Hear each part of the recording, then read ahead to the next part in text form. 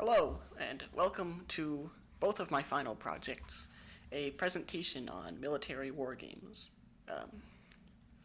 To start off, kind of want to start with a definition of a war game, just to make it clear what the scope of this is. And I'm a games major, and you'd think that might help a bit, but no, kind of the opposite.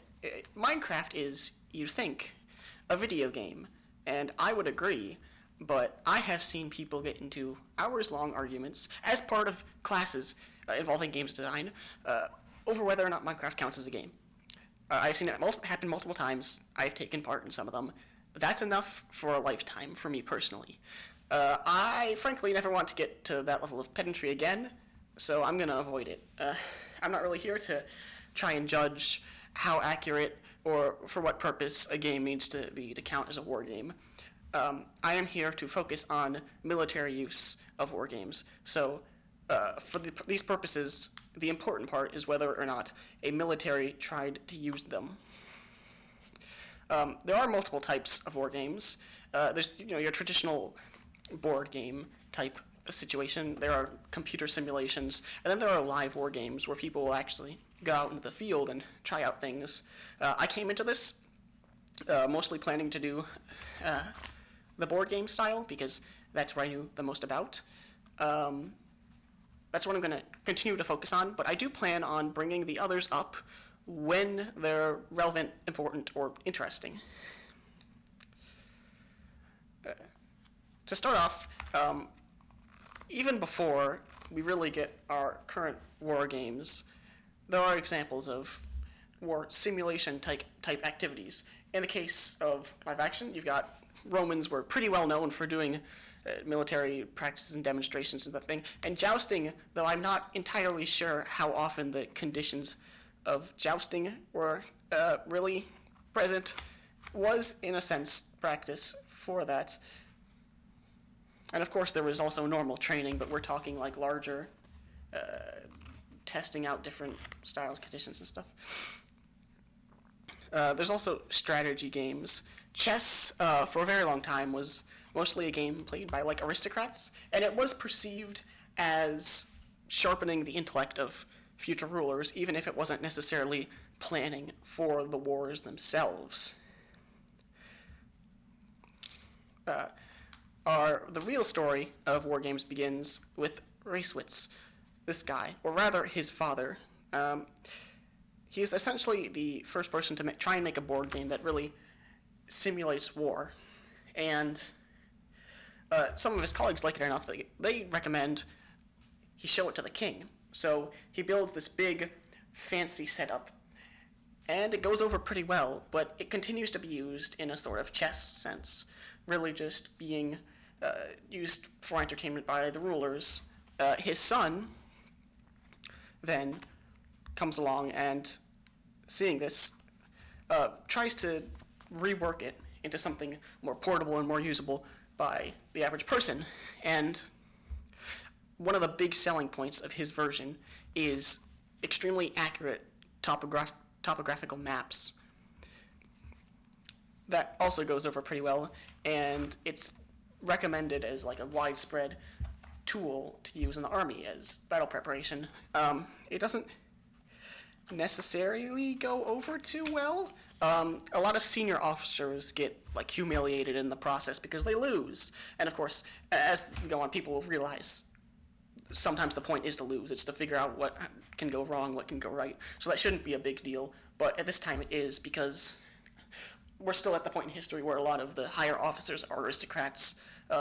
In fact, one of the reasons wargaming is so important is because it helps give, like, Napoleon was pretty well known for appointing based on merit rather than noble birth and that kind of thing. And that's part of the reason he was so successful. So after Prussia loses to Napoleon, this is one of the ways they try to keep up, essentially.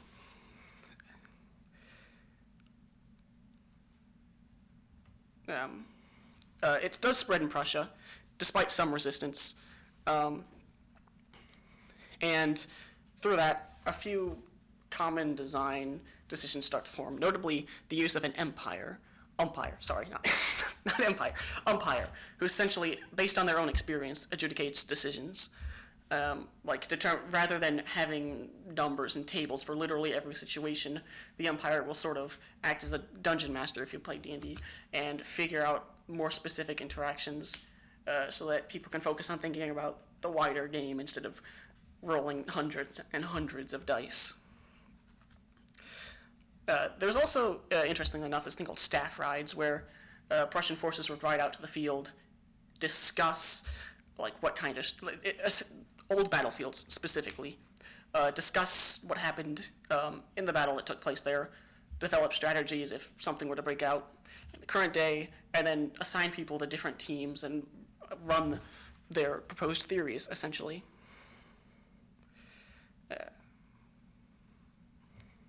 That said, here's where I want to take my first breakaway and talk about how wargames don't really act as proof. That's not a great way of thinking about it. Sort of like how dystopian novels, they don't really prove anything. The point is to make you think about things you wouldn't have thought of before and draw connections between things that you might not have thought were related.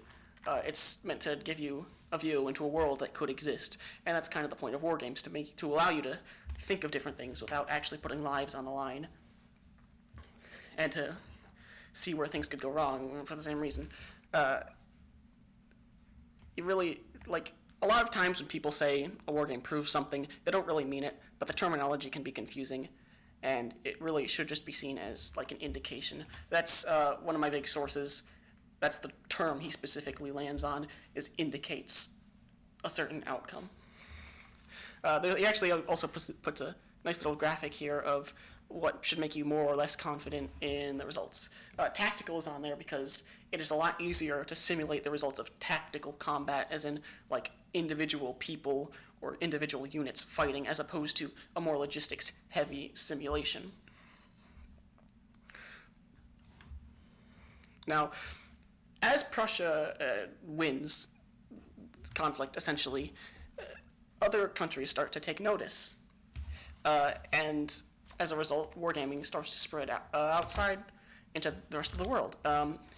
Italy is notable for starting on doing logistical gameplay a lot faster than other nations. Logistical being wider scale, doing things in terms of campaigns as opposed to individual battles. Russia is noted as taking a bit longer. It struggled a bit implementing it. We may be seeing the ramifications of that now. And a fun little quote. When the British got them, and one guy designed, essentially implemented rules for the entire set of ships in the German fleet, the capabilities and stuff. People didn't like it because they saw it as implying that they could go to war at some point, which is funny for multiple reasons, as I'm sure you can tell. Also, one of the big differences often between different nations' wargames was they all had their own statistics. Wargames were, at this point, heavily, and still are, heavily based on statistics to figure out what certain outcomes would be, because you need to have some way. I mean, umpires with experience can help, but even outside of that, you want accurate numbers so that you can create accurate resolutions to the conflicts that arise in the games. And umpires won't always be a solution, because in periods of long peacetime, everyone with actual military, fighting combat experience, is going to die eventually, and you're going to be left with people who were trained without that. Funny note is that wargaming at this point kind of took a dip in Prussia, because the Kaiser I mentioned staff rides. He would sort of take his strategy he thought of and ensure it won, and it messed with the process there a bit. Next up, so this is, I think, where the themes of wargaming essentially start to get really interesting. You've got Delbruck, who he published wargames publicly, and he thought to do this because he saw that the world was becoming a lot more democratized, and he thought one of the main goals of the ruler is to lead the country in successful war. So the ruler needs to know how to wage war. If democracy is rising and the people are starting to rule themselves, then everyone should know how to make good tactical decisions. H.G. Wells, who you may know from the radio incident, also designed war games and spread them publicly, but for a different reason. He wanted to show the world how terrifying and horrible war was, and essentially dissuade them from doing it by creating the circumstances of war on their board games. As we reach the end of the 1800s, more decisions, game design stuff, starts to come into play.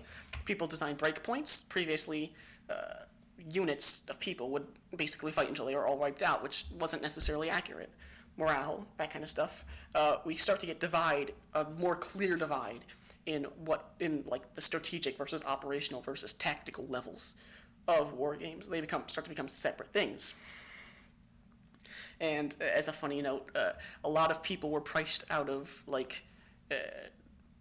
entertainment-based war games because they were heavily miniature-based and they started to become too expensive. If you listen to people who play miniature-based war games in the current year, doesn't seem like that's changed all that much.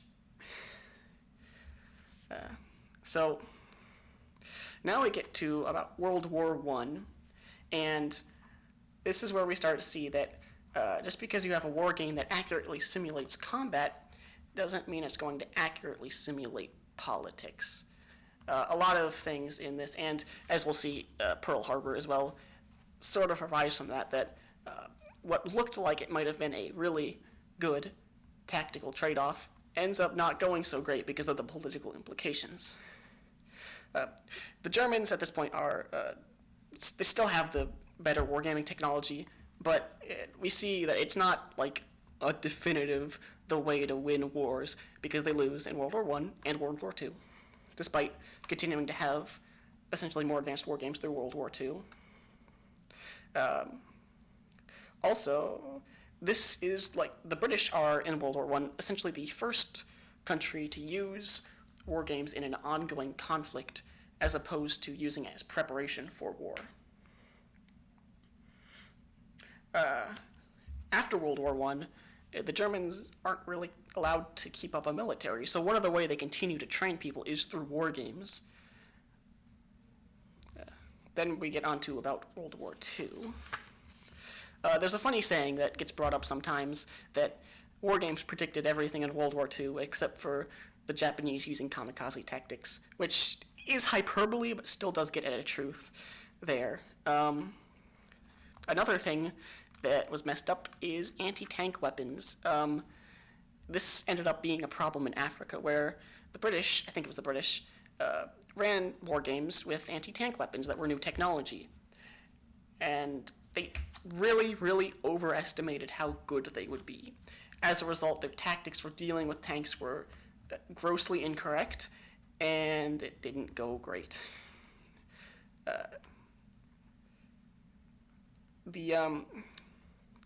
Moving on to Germans, Hitler actually sort of canceled all higher level war games because he was the one who wanted to make strategic decisions and didn't want anyone else handling that. Tactical and such still continued, but logistical was more in his hands. Also, the war games showed them completely obliterating the Soviets, and they actually did better than anticipated there, but they forgot to account for the fact that after some of their armies were wiped out, they might just raise more, and that was a major factor in their defeat. So that's fun.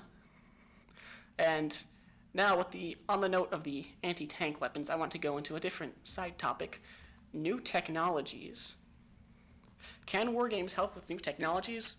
Well, as you just saw, there can be problems.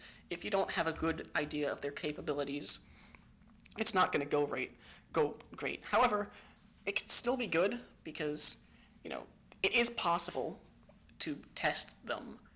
The anti-tank weapons could have probably been better tested against tanks without people in them, and with that you can gather data, and you can test them, and you can figure out what strategies work and what don't, and then you'll be ready to deploy them without having to figure it out in combat. It does actually work for the most part.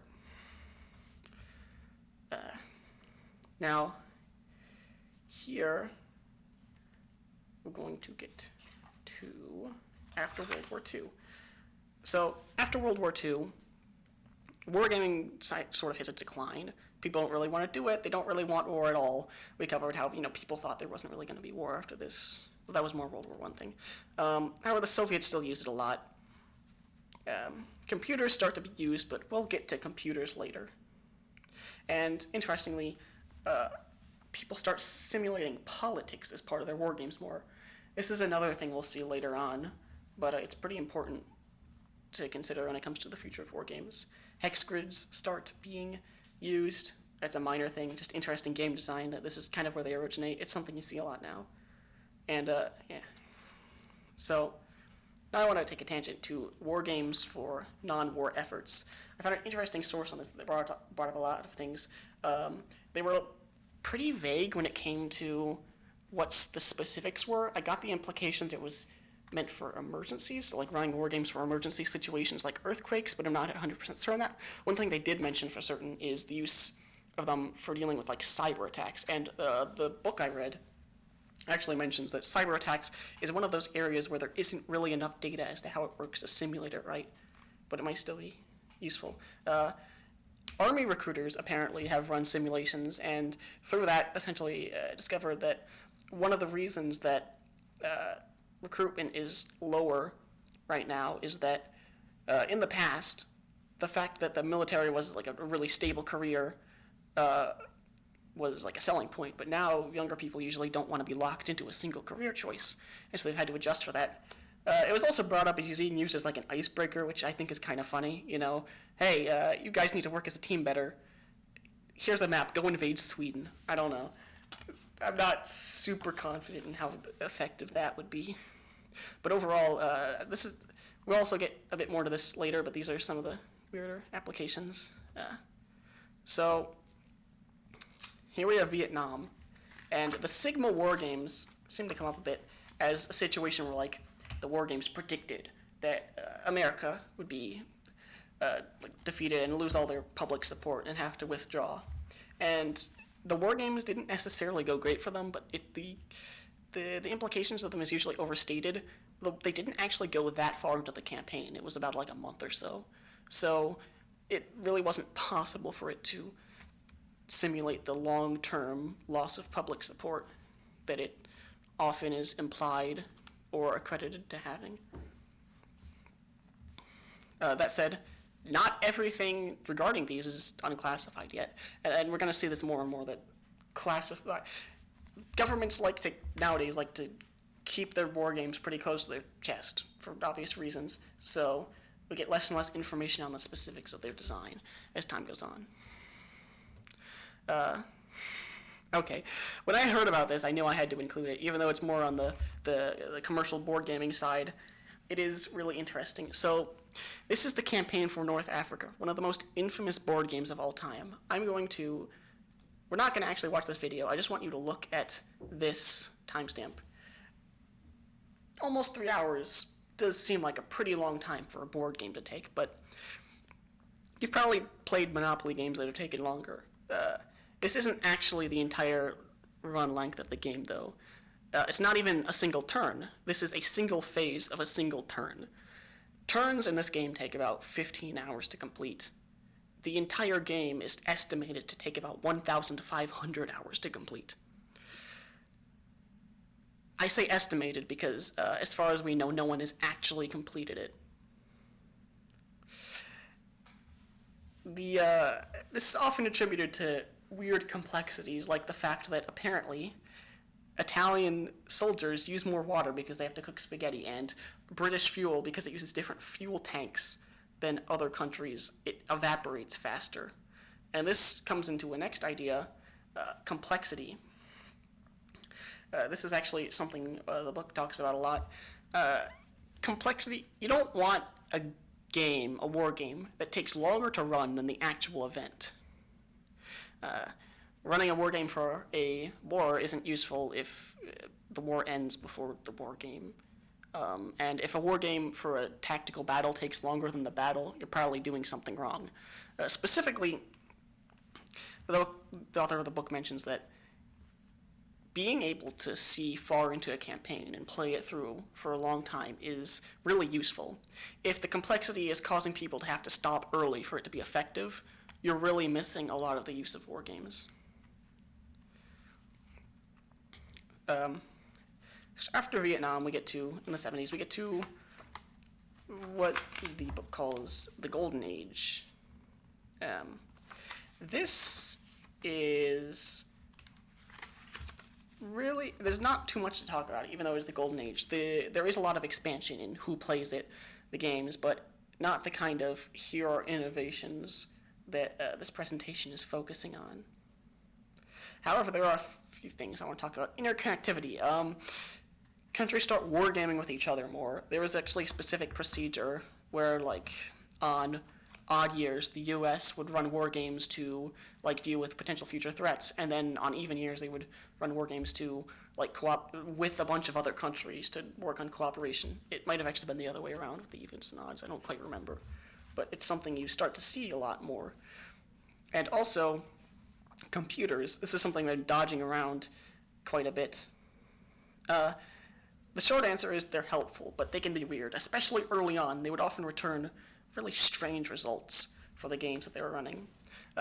During, I think it was the Gulf War, the people who designed the game didn't actually program in breakpoints, which is where, units would flee after some of their people had died, which kind of messed with their strategy a lot.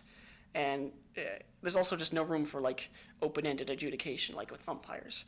This can cause problems, but it's also, it does speed up a lot of the math and stuff. And if you have the time to, like, make a program, then even if you want a really open-ended game, computers can still be extremely useful for displaying the results so that people don't have to, like, visualize it themselves or look at a map with pieces that are colored red and blue. One interesting thing is Wargane, which seems to essentially be a game engine specifically for war games that was developed. I'm not sure how much use it has seen, but it seems really interesting. Then, branching off of computers, we have AI. Without getting too much into the specifics, AI is kind of weird. So, checkers has been completely solved. You can win it mathematically. Chess is not, but we're at the point where the best computers can beat the best players. Those games are solvable because they have a finite number of states.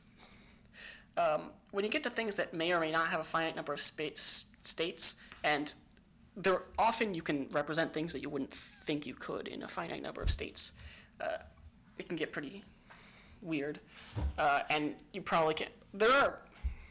People think computers can do a lot, but everything a computer can do is, like, by definition, everything a computer can do is able to be done by this thing called a Turing machine, which you can see on the bottom here.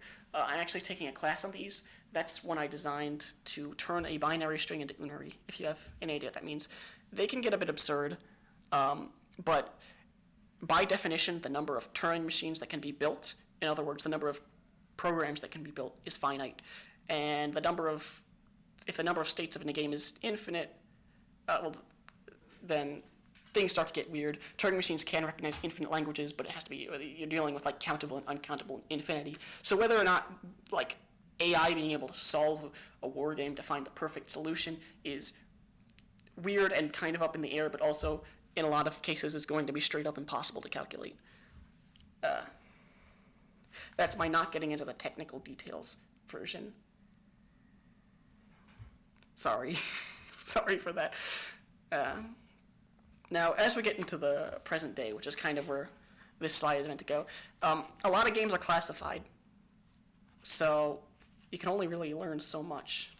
But also, one of the things the book especially brought up is peace gaming. Essentially, so first generation war games could be thought of as chess and stuff, things that weren't necessarily designed for military use, but still have some resemblance. Second generation then was.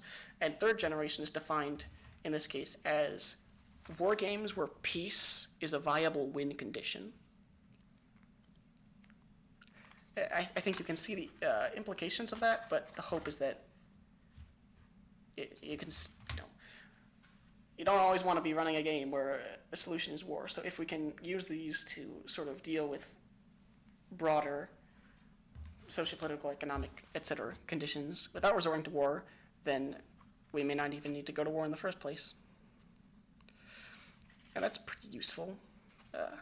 And now that we've hit essentially modern day, I want to talk about game design. Now, one of my favorite sources of game design knowledge is the designer of Magic the Gathering wrote a few articles called 20 Years, 20 Lessons. And just looking at the rules, I think it's interesting how they sort of fit, because normally games are designed to be fun or tell a story, and wargaming is quite a bit different. So on the left here, we've got rules that I think have to be completely reworked because the fundamental assumptions there don't work. You usually want to there's a big problem where people will make the games really complicated and it's not fun, but in this case, as we've seen, really complicated can be not useful. So you sort of just balance those. Also, normally, you want to make the fun strategy the way to win, because in a game, if the optimal way to win is really, really boring, people will probably still do it, and they will hate the experience. But, in a war game, if the correct way to win is really boring, well, you want to still know the correct way to win. In World War I, you would want to have trench warfare be the dominant strategy unless you can find something better. Otherwise, it wouldn't really be accurate, even though it's really, really boring. Then you've got ones that pretty much stay the same. You've got don't design to prove you can do something, kind of ties into the complexity thing. Piggybacking is the idea that of essentially using mental shortcuts. People, in this case, the allied team is always blue and the enemy team is always red usually. So by doing that, you essentially reduce the mental strain of learning a new system by giving the players shortcuts, references to things they already know. And then there are some weird ones that you just kind of have to think about, like aesthetics matter. Ideally, the strength of a war game would be how well it can be used to train people and predict war's outcomes, but would Racewitz's original war game have been received so well if he hadn't presented it with the really accurate topographical maps that sort of broke the stereotype of war games up until that point? Who knows? How much information in a war game do you have to change to completely rewrite the way what it says are good strategies into bad strategies? That's another important question. We've also got types of war games. I wasn't able to get too much into this earlier, so I wanted to bring it up that you've got some games where you follow strictly by the rules and some games where an umpire basically decides everything. Russian war games pretty much always have been single round instead of having turn and then turn. The different sides would tell the umpire their moves, and then the umpire would dictate everything else in the battle. And of course you can have subsets of that, in between. Sometimes the umpire will essentially act as subordinates. So if the subordinates are put in a weird situation that the commander hadn't predicted, how do they respond? Or sometimes just basic decisions can be made up to them, left up to them, rather.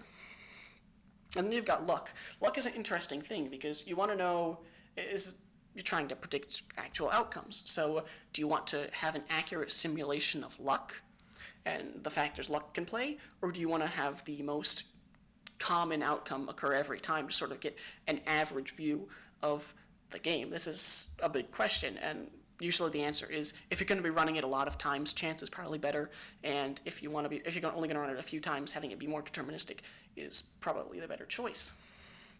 In conclusion, the book I read ends with an interesting note that with phones and laptops and stuff, pretty much anyone can play war games. So we may see what these two, we may see the conclusion of essentially their thoughts of everyone being able to play war games.